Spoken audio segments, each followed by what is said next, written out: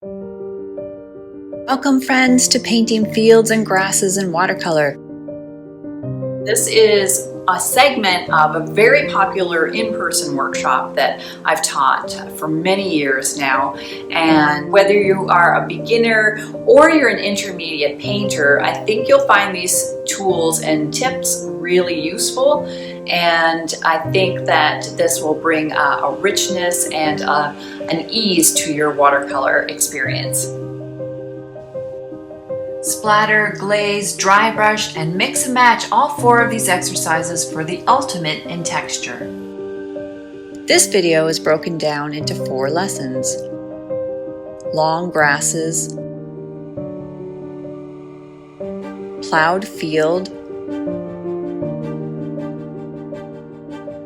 rugged rural, and wildflower meadow. I'm also including a bonus section all about composition, perspective, and scale to help improve the depth of your landscape paintings. 2 hours worth of lessons which can be done over several hours, days, weeks, or months. Your choice at your fingertips to watch anytime, anywhere.